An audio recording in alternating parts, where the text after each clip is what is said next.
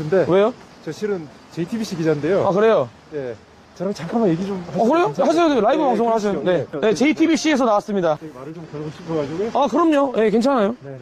저는 저를 이제 구구 유튜버 프레임을 씌워도 되고요. 네, 아닙니다. 뭐든지. 그런 거 아니고. 네. 예. 저희도 네네네. 사실 궁금하잖아요. 어떤 게 진짜 우리를 화나게 하는가. 근데 네네네. 저는 정말 솔직히 말씀드리면은 네네. 뭐 윤석열 대통령 탄핵 그것도 정말 화가 나서 저는 15시간에 걸쳐서 탄자니아에서 귀국을 했습니다. 근데 가장 큰 문제는 뭐냐? 이재명의 비선거관 박탈이 왜 이렇게 늦어지고 있는가? 저한테는 그게 조금 더 컸어요. 왜냐면은 그런 인간이 도대체 대한민국에서 지지율이 그 정도 나온다는 거는 아마 JTBC 때문이 많았다. 그건 또 아니다. 아니죠. 나는 그렇게 생각합니다. 네네. 왜냐면 시민의 생각은 다 다른 거니까. 네네네, 맞아요. 그리고 늘 얘기하는 거지만 구구라는 단어를 네. JTBC나 MBC에서는 너무나 쉽게 사용합니다. 그거는 맞습니다. 근데 많은 사람들이 이렇게 나와 있는데 이 사람들이 전부 다 구구라면 그것이 오히려 정상이 아닐까요? 왜 JTBC나 MBC는 구구라는 멸칭을 사용하냐는 겁니다. 왜? 우리들이 바보라서 그렇습니까? 저 나름 많이 배웠습니다. 근데 왜 구구라는 표현을 사용하면서 유튜버들을 멸칭으로 부르는지 나는 이해를 못하겠습니다. 그 사람들의 얘기는 들어보려고 하지도 않지 않습니까? 그러면 우리 법원에서도 우리 이렇게 폭행 사건이 나고 뭐 맞습니다. 네.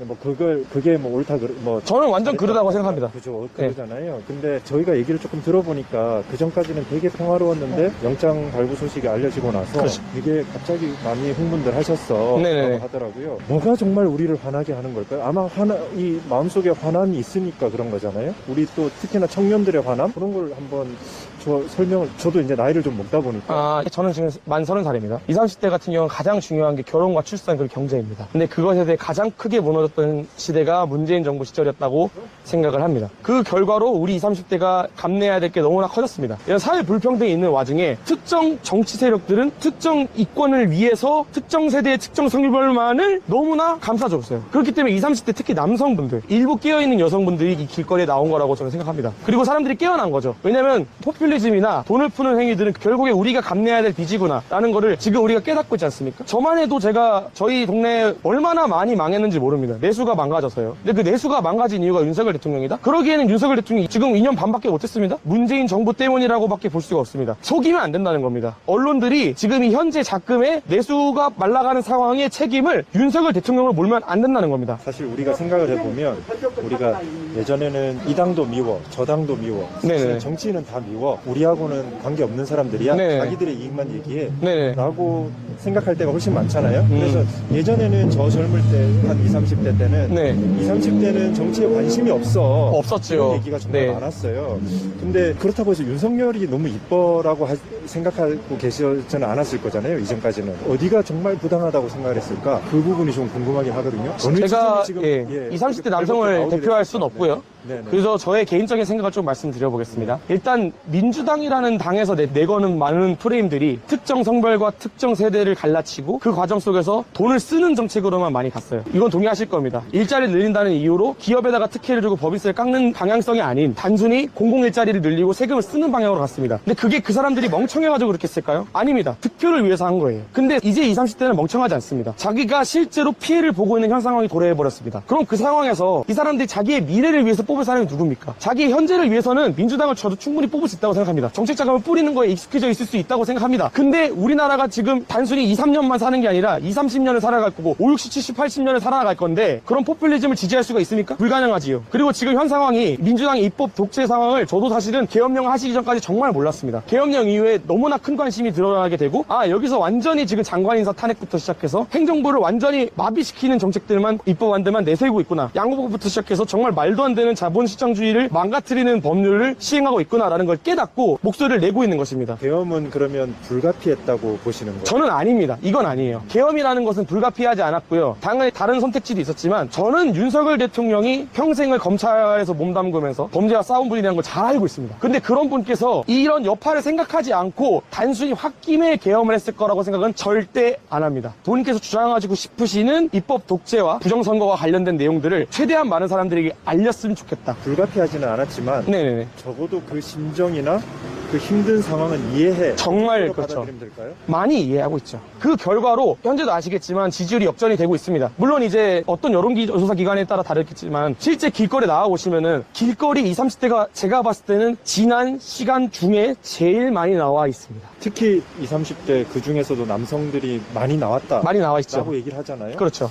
특별히 우리 감정을 건드린 게 혹시 뭐 그런 게 혹시 있을까요? 사실 20, 30대 기준에서는 가장 중요한 게 아까 말씀드렸던 결혼과 출산, 육아인데요. 근데 그게 전혀 개선이 되지 않았습니다. 문재인 정부 때 김대중 대통령이 만든 여가부는 실질적인 도움이 되지 않고 있죠. 그렇기 때문에 우리는 실질적인 문제를 해결하기 위해서, 평등을 이루기 위해서 여가부를 없애겠다고, 그리고 20대 초반 남성들이 가장 원하는 것 중에 하나인 군인의 급여를 올리는 거. 저도 병장 때 45만 원밖에 못 받았습니다. 물론 선임이 더 최근에 많이 올라왔죠. 많이 올라왔죠. 네. 저는 이 대한민국에 가장 필요한 게 무엇이냐? 여성 정책이냐? 아니면 국방 퇴역군인을 위한 정책이냐라고 하면 당연히 후자가 된다. 라는 생각이고, 그건 20, 30대 분필 남성들이라면 모두가 공감합니다. 왜냐면 얼마나 힘들고 배고프고 외롭습니까? 정말 힘든 게 군대고, 배고프고 짜증나고 있기가 싫은데 있어야 되는 것이 군대입니다. 그러나 지금 문재인 정부를 지나서면서 국민청원이 올라갔죠. 양성평등하게 군대를 가자 했을 때 재밌는 안건이라고 하고 넘어갔잖아요. 근데 양성평등회로 같이 가자는 의미가 아니라 의무복무를 하고 있는 군인에 대한 처우를 개선해달라는 의미예요, 사실은. 근데 거들떠도 보지 않았죠. 근데 윤석열 대통령은 뭐 했습니까? 임기 시작하자마자 군인 월급 올렸어요. 그리고 여가부를 해체하겠다고 얘기했어요. 너무나 올바른 말이죠. 왜냐면 대한민국이 지금 솔직히 생각했을 때 JTBC, MBC, 조선일보, 여야 여론을 떠나서 군인들이 피와 땀으로 지킨 땅입니다. 지금 우리가 이렇게 편하게 옷 입고 지금 이 스마트 기기 쓰면서 이러고 사는 게 전부 다 우리 대신에 죽어가셨던, 피 흘리고 지금 이 날씨에 고지전을 펼치면서 엄마 아빠 그리워하면서 17살, 16살부터 참전을 하셨어야 됐던 그분들 덕분에 계신 거예요. 예? 근데 문재인 정부에서는요, 그런 사람들을 개취급하고 그러면서 삶은 소대가리 들으면서 말도 안 되는 평화정책인 것처럼 하고서 또 속아가지고 남북 연락사무소 폭파됐죠. 예? 이게 정상입니까? 이게 정상적인 나라입니까? 그런 당을 지지할 수 있어요? 그럼 우리 JTBC 이거 꼭 내야 돼. 꼭 내보내십시오. 알겠습니다. 네. 꼭 내보내십시오.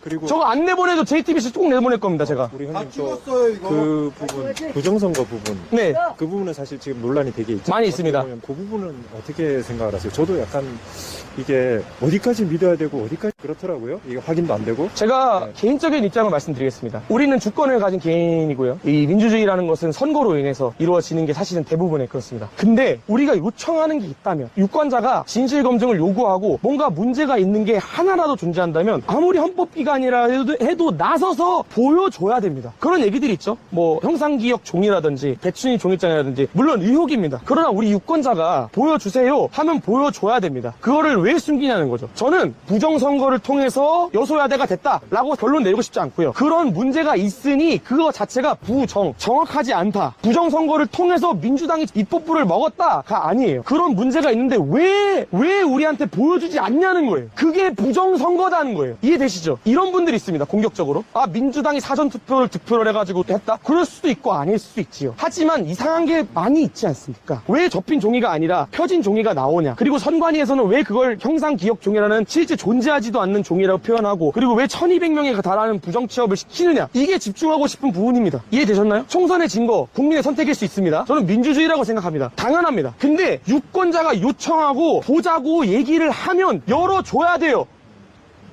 사실은 또 여쭙고 싶은 게 있는 게, 우리가 보면 이쪽 진영에 선 사람들은 JTBC나 MBC를 믿지 않아. 그리고 이쪽 진영에 서 있으면 상대방 유튜버도 믿지 않아. 네. 저쪽 진영에 서 있으면 이쪽은 다 믿지 않아. 네네네. 어떻게 보면 요즘에는 양쪽 유튜버들은 가운데 있는 언론사를 다 믿지 않아. 그렇잖아요. 서로가 다 믿지 못하는 세상이 됐고, 실제로 저도 이렇게 보고 있으면 우리 기사들 중에서도 상당히 부당한 기사들이 있고, 있죠. 많이 있죠. 그리고 또 실제로 가짜뉴스들도 제법 많고, 일부는 사실이지만 어느 정도 추측으로 만들어낸 기사들이 대단히 많단 말이죠. 네네네. 이거 어떻게 생각하세요? 이게 우리가, 근데 아마 서로 가짜뉴스야, 서로 믿지 마라고 얘기하고 있거든요. 이 현상을 어떻게 생각하세요? 우리가 어떻게 제가 확실히 해결해야 말씀드리겠습니다. 될까? 네네네. 우리 보수 쪽이라고 얘기를 할게요. 저는 보수도 아니라고 생각해요. 네. 정답이라고 생각하기 때문에. 편의적으로 생각합니다. 네네네. 이 모든 가짜뉴스의 시작은 무엇이냐? 바로 김어준이에요. 김어준의 뉴스공장에서부터 시작했어요. 물론 저도 보수 언론이 지금 잘못 보도하고 있는 게 어느 정도 있다고 생각합니다. 그거는 고쳐야 되지요. 하지만 지금 광우병 사태에 대해서 얘기하고 사과하는 사람 한 명이라도 있습니까? 후쿠시마에 대해서 얘기하는 사람 있어요? 정치적으로 이용해 먹었으면서 사과는 안 합니다. 그게 좌파들이에요. 대통령님 탄핵시킨 거 JTBC입니다. 그렇죠? 네, 근데 네, 그때 보도했던 말도 안 되는 보도들 사과하거나 정정하신 거 있어요? 말도 안 되는 보도의 예를 조금 아니 뭐 인신공양을 했다느니 말도 안 되는 보도들이 몇 개가 있었습니까? 네. 그때부터 JTBC에서 재직하셨다면 아실 거예요. 거기 그때의 목적은 여당을 탄핵시키자 이거였을 거예요. 물론 저는 JTBC가 언론 보도 역할을 나름 잘하고 있다고 생각합니다만 너무 편향돼 있어요. 제가 구구일까요? 제 얘기를 처음부터 끝까지 들은 사람들이 저를 구구로 평가할까요? 아니면 나의 미래와 우리 조국의 미래를 생각하는 사람이라 생각할까요? JTBC 안 되는 보도들이 몇 개가 있었습니까? 네. 그때부터 JTBC에서 재직하셨다면 아실 거예요. 거기 그때의 목적은 여당을 탄핵시키자 이거였을 거예요. 물론 저는 JTBC가 언론 보도 역할을 나름 잘하고 있다고 생각합니다만 너무 편향돼 있어요. 제가 구구일까요? 제 얘기를 처음부터 끝까지 들은 사람들이 저를 구구로 평가할까요? 아니면 나의 미래와 우리 조국의 미래를 생각하는 사람이라 생각할까요? JTBC에서 있으셔가지고 아실 거예요. 그러니까 편향됐다, 가짜뉴스다. 그 시작은 광우병입니다. 김어준 당신입니다. 김어준 당신이라고요. 김어준 너라고 너 다스베이더부터 시작해서 너 그러면서 이제 와가지고 보수 세력에서 조금씩 반격을 하니까 우리도 해보자 해가지고 하니까 그게 가짜뉴스다? 민주 파출소를 만든다? 보수에서 가짜뉴스를 척살하겠다고 무슨 명박 파출소를 만든 적이 있나요? 그 당시에 이명박 대통령이 얼마나 고생을 많이 받았습니까? 가짜뉴스는 이쪽이나 저쪽이나 마찬가지다. 마찬가지다. 네. 하지만 시작은 민주당이 했다. 이거에 대해 반박이 불가능합니다. 성함이나 뭐 여기 유튜버 네네네. 너무 화가 나서 격앙적으로 말씀드린 거는 죄송해요. 왜냐면 JTBC를 제가 진짜 싫어하기 때문에. 네, 알고 있습니다. 아, 네, 감사합니다. 알고 있습니다. 제가 어떻게 TV에 나올지 모르겠지만 마지막으로 할 말 있다면은 지금은 정말 심각한 상황이라고 생각해요. 왜냐면 그 전까지는 정치가 개인의 이권에 영향을 크게 안 미쳤어요. 왜냐면 경기가 너무 좋았기 때문에. 사실은 정치가 너무나 큰 영향을 미치진 않았어요. 성경이 좋을 때는요. 근데 지금은요. 다들 너무 힘듭니다. 다들 너무너무 힘들어요. 제가 원래 여행 유튜버입니다. 근데 15시간 걸쳐서 아프리카에서 귀국했어요. 왜? 이거 안 하면은 진짜 우리 죽습니다. 우리나라 끝나요. 말도 안 되는 포퓰리즘으로 우리 부모님이 쌓아놓은 원화 자산으로 되어 있는 모든 부동산이나 예금 자산이나 전부 다 쓰레기 취급이 될 거예요. 지금 같은 말도 안 되는 유동성이 펼쳐지고 있는 상황에서. 저도 사람함께 해서 많은 자산을 달러화를 해야 됐고요. 하지만 그러지 않아도 됐던 시기가 꽤 오래 있었습니다. 대한민국에도 얼마나 많은 황금기가 있었습니까? 근데 그 황금기가 좌파 정권에서 있었는지 아니면 우파 정권에서 있었는지 여러분들은 아실 거 아닙니까? 당장 현금 25만 원 찍어주겠다고 하는 사람 찍지 마시고 진짜 우리 미래를 바꿀 사람을 찍으십시오. 그리고 들고 일어나십시오. 여기까지 하겠습니다. 네, 네. 저희 연락 한번 네네네. 하셔서 서로 조금 네네네. 예, 천천히 네네네. 얘기도 한번 해보시고 하시죠. 아, 감사합니다. 예. 네, 방송 잘 감사합니다. 예. 제 생각일 뿐이고 저의 보수의 입장을 대변하는 건 아니에요. 제가 무슨 정당 정치인이나 당원이 돼본 적도 없어요. 그러니까 우리 같은 사람들이 진짜 열심히 해야 돼. 악마의 편집 나오면 그대로 내가 어차피 녹화 다 돼 있잖아. 그 사실은 가짜뉴스의 기준도 지들 마음대로잖아. 왜 다스베이더부터 시작했던 김어준의 개소리들은 왜 아무도 검증하지 않아? 왜 민주당 측에서는 그거 검증 안 해? 맞지? 얘들아. 왜 김어준이 했던 말도 안 되는 소리들은 민주파출소에서 가짜뉴스를 취급 안 하냐고. 지들이 정답이라고 생각하고 가짜라고 생각하는 것만 가짜뉴스라고 하는 거야. 이게 맞니 얘들아?